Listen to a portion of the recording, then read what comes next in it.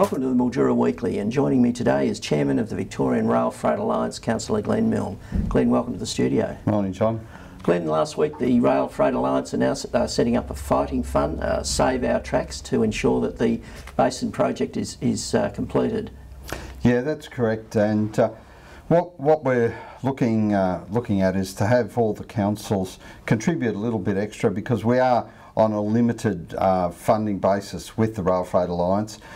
Councils contribute a small amount each year, but we want to collect some more money to try and advertise, get across to the government that we really want the railway line to be completed. The government seems to have backed out on finishing the line to Menangatang and the line to Sea Lake. They're both to be standardised yet, so we want that completed. But more importantly, the Save Our Tracks is actually to keep the railway line in the hands of the government.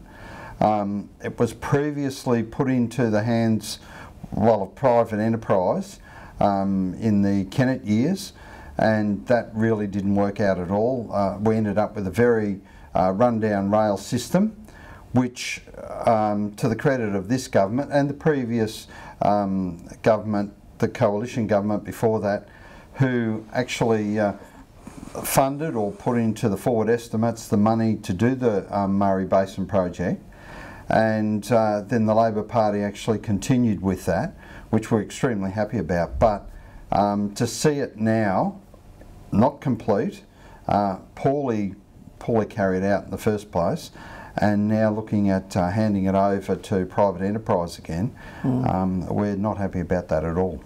So, I mean, could this project sort of stay idle until there's perhaps a new government elected? Is it? Well, you know, it looks like it might even do that.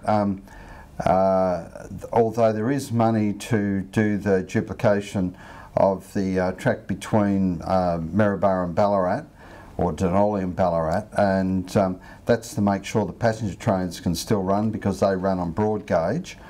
And but at the moment there's no narrow gauge or standard gauge between Maryborough and Ballarat, so the trains, freight trains now, have to detour out to Ararat, and then they drop down and go towards Geelong, and then in through Geelong along the coast. It takes 2 hours 40 longer than what it did before they standardised the rail track. So we've actually gone backwards, and you know, I think we've said before, we've got flag marshals waving flags. We want to see the project, as promised, completed, and we want the minister to do that. That's not too much to ask. We just want a modern day rail system for rail freight in Victoria.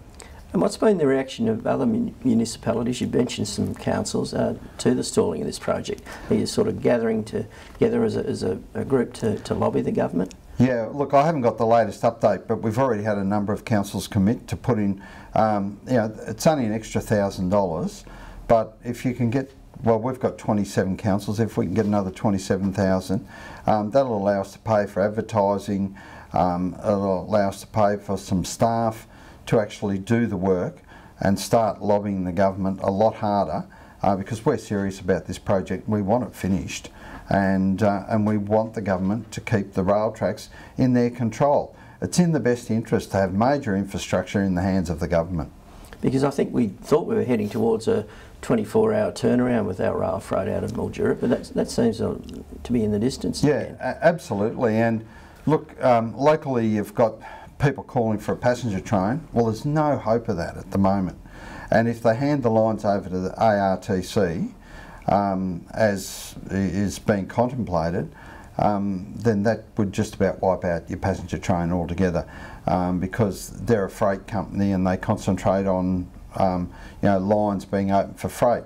And the other thing there is that we're then concerned about the ongoing maintenance, upgrading it to a real modern day standard, and getting in the crossings all done, which need to be done before you get a passenger train back. So there's a lot of reasons to actually keep the railway line in the hands of the government, and we believe it's in the best interest of all the communities along the track, and that's what we want to see happen.